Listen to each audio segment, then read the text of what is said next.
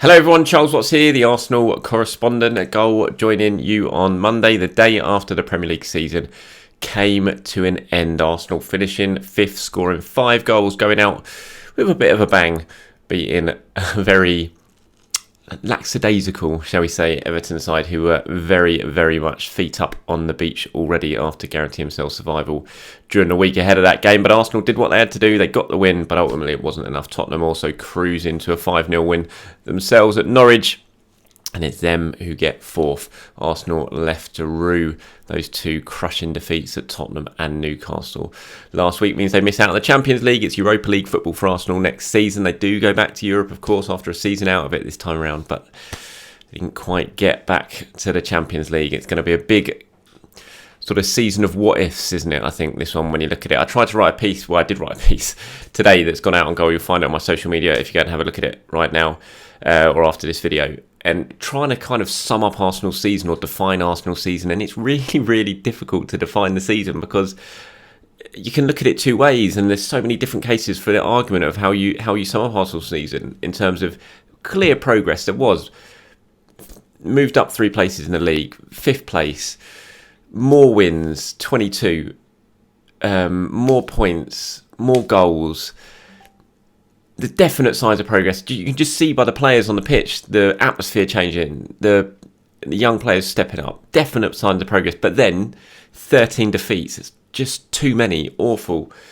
More goals conceded, which, again, you kind of caveat the fact they conceded 9 in the first 3 games, and that was before the new defence was brought in and Aaron Ramsdale came in and that sort of thing. And so that's got a bit of caveat to it. But still, it's not good they conceded more goals. And it was a massive missed opportunity. With a couple of weeks to go of the season, they had 4th within their grasp and they let it slip through their hands. So in one way there's progress and in another way there's failure. Or if maybe failure is a strong word, I don't know if it is or not, because really from the position they were in, it is a failure because they had it right there. All they had to do was get themselves a win at either Tottenham or Newcastle, and that was pretty much job done, and they failed to get it done at the crucial moment of the season when it really, really mattered. They froze, they crumbled. So in many ways it was a failure. So it's really hard to define Arsenal's season. I almost kind of think that it won't be until the end of next season that you can really look back on this season and work out what it was, because if Arsenal have managed to kick on, if they've got the striker that they're going to sign, if he's a success and they score goals next season, then and they really kick on, then you can kind of look back on this season as it was the real sort of foundations. It was where the building blocks was put in place, where a lot of the new young players came into the team, the new signings embedded in the team, and then they kind of finished it off with a couple of signings this summer that really took the team to the next level. So then you'd look back on this season and it was kind of, like I said, the building blocks, the foundation for future success. But if they don't go on and kick on next season, if they kind of flop, if they get the wrong striker in, it doesn't work, and they struggle, then they're going to look back on this one as a massive missed opportunity. And so, yeah, it's a really interesting one. I think for now, there's definitely a sense of disappointment. I think it was a pretty carnival-like atmosphere at the game last night, which was good. I thought it was really enjoyable, actually, because I wasn't quite sure how it was going to go after those 2 defeats. But as usual, the way it's been all season, the fans inside the stadium were fantastic, really supported the team. But you could see the clear sense of disappointment afterwards when you looked at some of the players, and certainly when Mikel Arteta spoke to us in his press conference, he said, look, we did what we had to do. Basically, we knew it wasn't in our hands. We needed a miracle and it didn't occur. That's it. The league table at the end of the season doesn't lie. It's true that last year with 67 points, Chelsea were in the Champions League. This year we got 69 and we are out of it. But that is the level and the demands that the league has now. I'm a winner and I hate losing, and we've lost something that we could have won. That's why I'm in pain. I'm sorry. I thought that was quite a nice line from Mikel Arteta there. Obviously, when he says we've lost something that could have won, he means a Champions League place. And I saw Antonio Conte speaking after the Tottenham's win. He described it as a trophy as well. So, yeah, you could really get the sense how disappointed Mikel Arteta was. He knew how big a chance Arsenal had this year. He knew all the work they'd put into it, all the long season came down to those games right at the end of the season. And I think the Newcastle game really, really affected him. After the Tottenham one, I don't think he was just angry after Tottenham. I think Newcastle, he was just properly distraught at the performance, and he was really surprised at the performance as well. And I think that was still affecting him yesterday. He was trying to assess the season. He says, I cannot assess today the season. I'm sorry. I'm still in a lot of pain after what happened on Monday at Newcastle. and I would like to have a fair assessment on what we've done. What I can guarantee you is that I have, and we have, tried to squeeze the lemon as much as we possibly can to every single drop, and we reached to the point where we reached. And they did. Look, they've put absolutely everything into this season. Unfortunately, they fell short. I think there's been lots to enjoy about this year. There has, certainly for me, covering it. The last two seasons were just... I obviously had the FA Cup win, but certainly the last two league seasons were horrible. This season, Arsenal were right in it, not for the title, but they were right in it until the end, right in the mix. And I certainly didn't expect that at the start of the season. I've really enjoyed seeing a lot of the young players play. And the fact that they've done it all without a striker, Arsenal shouldn't be anywhere near the top four. The fact their top scoring striker in the Premier League has been Eddie Nketiah, who's only scored in 3 Premier League games and he's only scored 5 Premier League goals and he's the top scoring striker in the squad. That tells you all you need to know about where Arsenal's massive problem is this season. And if they can rectify that this summer, then you'd expect they should really comfortably go on a level, and they will try and rectify it. Obviously, we don't know if that signing is going to work or not, because you never know until it happens. But if they can rectify it, and this new signing is a success, and it doesn't have to score 25 goals a season, it just has to score 15 goals a season, and that will be a massive improvement, because you would expect that Saka, Martinelli, Smith Rowe will all score plenty of goals around him as well, like they did this season. So they're not miles off it by any means, and I think that's the way I'm sort of going into this summer. Yes, I'm disappointed. Yes, I would have loved Arsenal to get Champions League. Yes, there's a massive sense of disappointment of the missed opportunity, but I'm still already looking forward to next season. I am, and if you're not feeling like that, then by all means have a go at me. Leave your comments below, and tell me why. But I'm relatively optimistic this morning, although disappointed as well. That's just the way it is. Josh Kroenke was at the game yesterday, was at the training ground last week. He spoke in the matchday programme. He wrote some notes in the matchday programme. I don't know if you've read it or not. He talked about the summer transfer window. He said, in terms of bringing players in, this is him talking about last season. In terms of bringing players in, we would have liked to have moved faster in certain areas, but there are some factors that were out of our control. Internally, we recognise there is still much work to be done. On a recruitment standpoint, I will always refer to Edu and Mikel, but I know they have a blueprint of the type of player we need. I'll defer to them and support them in every way we can in their pursuit of elevating the quality of the squad. Now, this is just going to be absolutely key. Arsenal need to get things right this summer in the transfer window. I know a lot of people have suddenly started deciding to criticise Arsenal's transfer business from last summer, but I still think they did very, very good business last summer. And business is going to hold them in good stead for the next few years as well, because these players are only going to get better, the ones they signed last summer. But this year, it's all about the forwards. As I've said, it was clear where the problem is. You just look at the goals tally. Lacazette only scored 4 goals all season. 3 of them were penalties in the Premier League. I'm talking about Eddie only scored in 3 games. He scored 5 Premier League goals. Auber only scored 4 goals in the league while he was here. That's where the big problem was for Arteta. If they can sort that out, that's why they've got to get it right. They've got to try and get it right, and it's going to be crucial. And they're going to have to spend big money.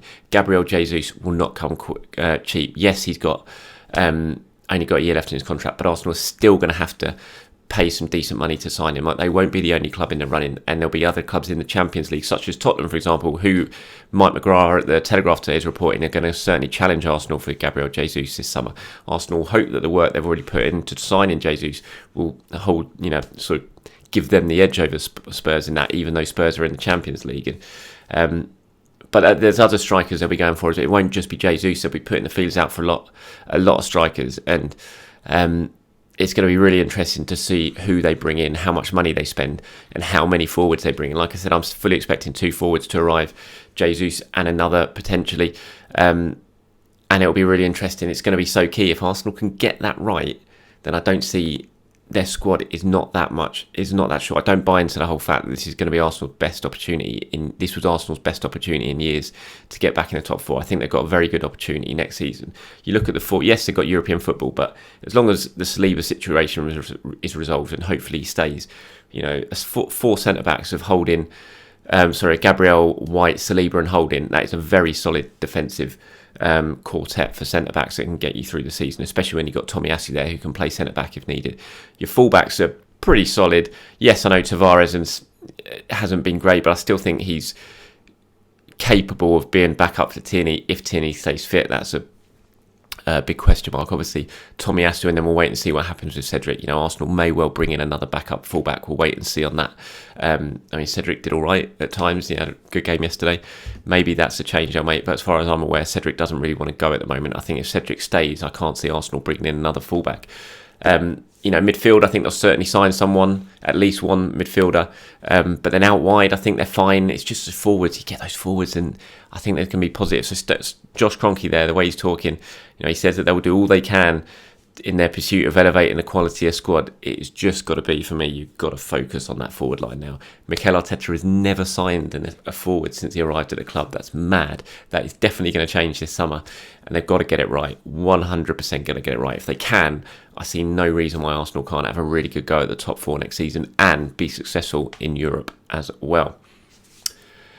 Players out of contract, obviously that is now coming to a head. Mikel spoke about that in his press conference yesterday. He said, I'll speak to the 3 players he's talking about, Nketiah, Lacazette and Elneny. He said, I will speak to the 3 players now or tomorrow.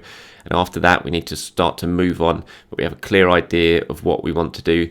Their futures, it's been decided, but it's very difficult to communicate it. What they deserve is to have a little bit of what they had today and then do it earlier, one way or the other, with all 3 situations like that would have been very, very awkward, and it could affect the team. So as a club, we have to do the right thing in the right moment, and sometimes combine those 2 issues is not easy at all, but we would try to do the right thing. I think, look, Mohamed Elneny signed his new contract already. Arsenal are trying to keep that. We're trying to keep it under wraps. I think their plan was probably to announce it last week, but for some reason they took the official photos in the press conference room at the Emirates yesterday after the game, right next to the press room, and it was spotted. He was spotted taking the photos, and so we know Mohamed Elneny has signed a new contract with Arsenal. That will be announced at some point. We'll wait and see, probably in the next week or so.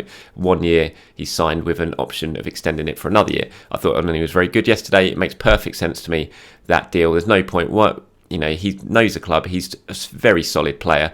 He's come in at in a crucial stage this season and not let anyone down. He can play in the Europa League next season. Yes, shouldn't really be a starter if everyone's fit, and he won't be a starter if everyone's fit when you're talking about the Premier League, but he's fine for a squad player, important for a squad player when you've got more games coming up next season. So I have no issue with that, with signing Elneny to a new contract. Lacazette, I think we all know that's definitely, he's going to go. Lacazette's not going to stay. And you could tell just by the way we walk around the pitch yesterday with all his family in Lacazette 9 shirts. It's the goodbye when it comes to Alexandre Lacazette.